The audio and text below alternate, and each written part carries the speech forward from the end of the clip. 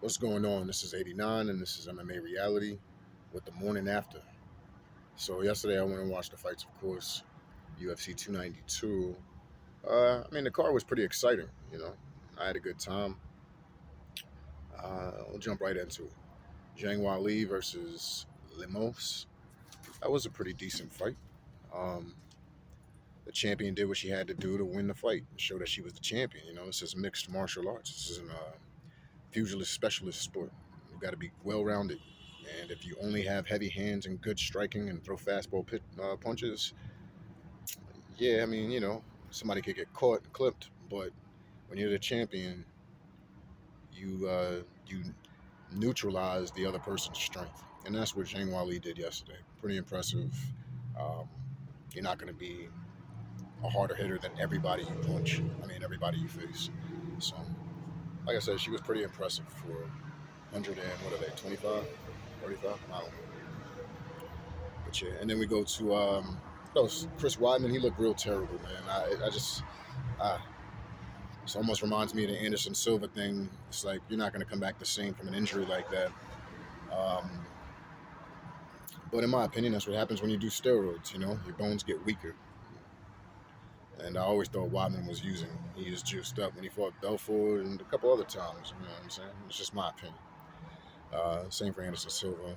I always thought he was jacked up, juiced up, even when he fought Rich Franklin. He was very aggressive, tied clinch, knees. Never seen him like that after that. Never was he in that kind of devastating fashion again. That aggressive. Vitor Belfort maybe, but like I said, Um, so yeah, Chris Weidman needs to give it up. There's no way he can take any damage to that knee. In fact, when he was pulling down his pants or his shorts, he put normal weight on his right or his left foot, but when he put it on his right foot, he took a little pressure off it, and I could tell right there. And it's like, damn, dude. And homeboy was going for it. He was kicking him directly in that leg. So it looked terrible. It really was. Chris Weidman needs to give it up and retire. He showed a lot of heart.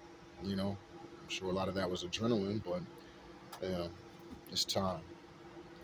That whole team, that whole clique between Al Iquinta, Matt Serra, Longo, Weidman, Sterling, they're not wanted in the UFC. They're not wanted. They're not well liked.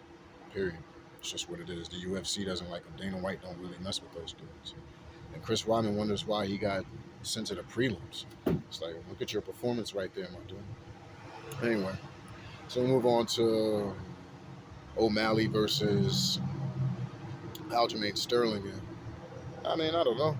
What do you want? A stand-up guy versus a wrestler, grappler, wrestler. Um, Sterling was the champion, but it's like they consider the people the best of the greatest of all times in that division because they amassed the most amount of title wins. That's just such an unfair comparison to the rest of the people that fought in that division, um, steroids included. So I don't know. I still look at T.J. Dillashaw as the best person in that division. You know, um, as far as overall skill, he caught a deteriorating T.J. And like I said, Aljamain's not bad. He's not bad. He's just like if you're focusing on taking somebody down, uh, then you got to have a setup to get there. And he didn't have any setups, not in my opinion. You know, he underestimated Sean O'Malley. It was a clean punch. I've seen some things in MMA that are quite suspect, but that was a clean punch. He caught him right in the eye socket. Most people are going to cover up their eye after something like that. You know, that's just a normal reaction. But he did kind of blink into it a little. Fast hands by O'Malley.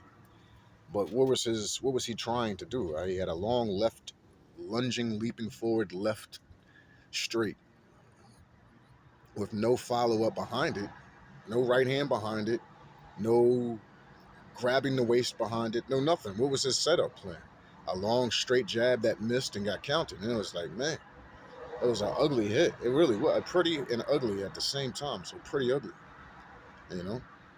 And I don't believe it was an early stoppage. It just would have got worse from there. You know, one of those things that I wish MMA fighters that are stand-up fighters would do more often is let the person back up once they drop them like that. Get back up like that dude in Gary did. You know, even though he's obnoxious as hell. It's like, yo, make him stand back up. Put you back down to the ground again. And every time you get up, I'm gonna drop you. That's the same to me as jumping on top of somebody and exerting a whole bunch of energy. But like I said, they're professionals for a reason. Um, but yeah, he got hit with a clean shot, and O'Malley timed that perfect, man. I mean, he had been waiting for that kind of joint. He didn't throw too many hands, and the ones that he did, that one was devastating. Caught him in the eye socket, yo. Bop, caught him clean. Messed his whole joint up. Then hammer fisted him. That was like 16, 17 strikes after that, and maybe 5 or 6 of them missed, but still, it was showed the one-dimensional style of Aljamain Sterling yesterday. This is 89. I had a good time. I look forward to the next event. Um, Anybody have anything to say? Feel free to say. Ask me any questions. I'll get back to you at my earliest convenience. Anybody want to subscribe? Go ahead and do that. Hit the like button. I appreciate it. All right. Peace.